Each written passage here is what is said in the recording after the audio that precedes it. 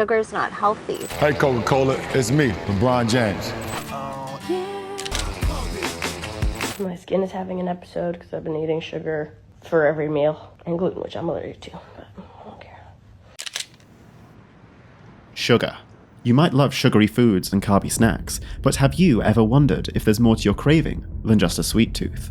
One person who has is Kourtney Kardashian, who once said, "Sugar is addictive, and I notice that after I eat it, I need it." This isn't just some celebrity trend though, and it's not just about loving sugary treats. Can you actually be addicted to sugar? Is it as bad as hard drugs like cocaine? I went down a research rabbit hole, and what I found might surprise you. These days, sugar is highly refined.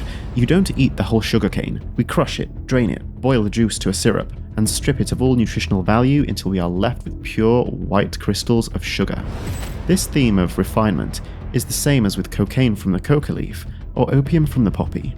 Refinement is known to enhance the addictive properties of hard drugs, which we only evolved to tolerate in their natural contexts, like chewing leaves. Similarly, we only evolved to tolerate sugar in the context of whole foods, which are digested much more slowly and offer a range of benefits, like nutrients, fiber, and antioxidants. But can sugar act like a drug we can abuse? Unfortunately, yes. To understand this, it's helpful to look at what makes a substance addictive. What even is an addiction? When we talk about addiction, we're usually talking about substance use disorder, which has formal criteria which can be summarized as physical dependence, risky use, social problems, and impaired control. You might be shocked to find out that sugar is a habit-forming substance similar to alcohol, nicotine, and cocaine, and produces reward and cravings on par with cocaine and cigarettes. And these properties are enhanced in our modern-day highly refined sugar, which is added to almost everything you eat. Sugar is hijacking the reward system in your brain. Sugar leads to a neurotransmitter reward, the intense release of opioids and dopamine in the brain, similar to cocaine and morphine.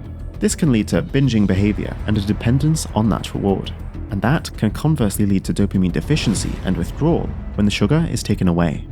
At the same time, continued reward leads to a tolerance, making you escalate how much sugar you eat to try and achieve the same high, which unfortunately only makes you more sensitive to withdrawal symptoms once the sugar is taken away.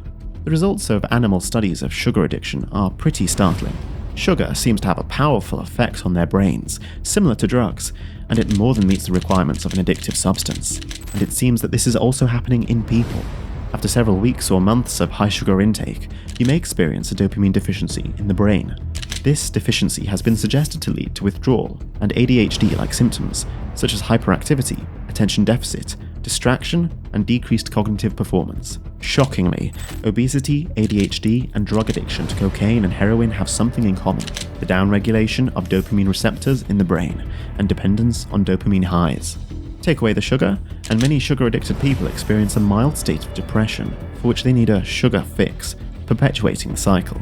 Not only does dopamine chemistry change, but the consumption of sugar and high-carbohydrate meals also leads to the release of brain serotonin, which temporarily makes you feel better, but over time leads to serotonin depletion and sugar dependence.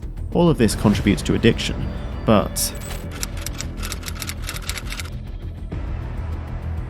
going back to the criteria for substance misuse, sugar definitely meets the criteria for an addictive substance. But what really surprised me was what I found around its links to psychology and social impacts. Physically speaking, sugar is linked to many health problems, especially when consumed regularly, like tooth decay, diabetes, metabolic disease, and obesity. I don't need to go into this, I hope. Let me know if you'd like to know more. We all have to eat, and we're all being exposed to high levels of sugar we did not evolve to tolerate. And this means that even small individual effects could be having much larger consequences at scale. Like the obesity epidemic. More than 39% of adults globally are overweight, and more than 13% are obese. In the US, over 40% of people are obese, and 110 million Americans have insulin resistance, putting them at risk of sugar addiction. On a psychological level, the combination of serotonin and dopamine changes in the brain may partly explain why obesity is associated with brain disorders like depression, anxiety, or ADHD. There's an overlap between the neural pathways that regulate emotions and those evolved in overconsumption of sugary foods, suggesting a complex interaction between sugar consumption, stress, and emotions. Sugar's impact extends beyond physical health to include psychological and behavioral effects too. Almost everyone will experience the impact of sugar on the reward circuitry of their brains. but the psychological burden of sugar addiction is hidden more than for hard drugs like cocaine or opioids. The psychological effects of sugar consumption are murkier. Think brain fog, or energy crash, or irritability. If you get ravenously hungry after a couple hours without eating, or you experience a crash if you don't eat, or you're constantly snacking on something, then chances are you could be experiencing an addiction to the effects of food, sugar, and carbohydrates on the body and brain, rather than a true nutritional need. In fact, the sugar crash and fix cycle is even normalized. Sugar consumption isn't stigmatized. For sugar addiction, while you might get fat-shamed and encouraged to diet and lose weight, or have a negative self-image due to your weight, it's more about being overweight, not the sugar.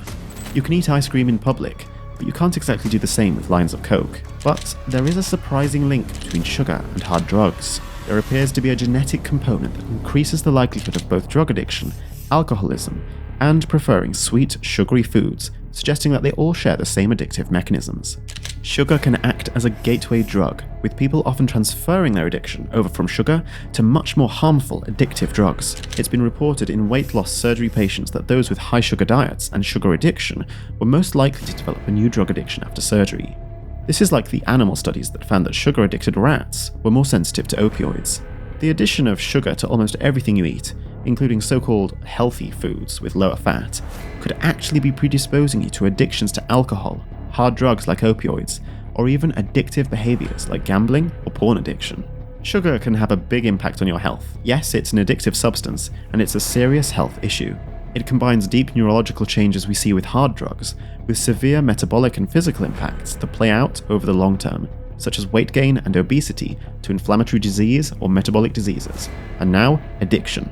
The neural plasticity resulting from long-term sugar consumption can reduce impulse control, contributing to the obesity epidemic and predispose you to other addictions, as well as impact your mood and mental health.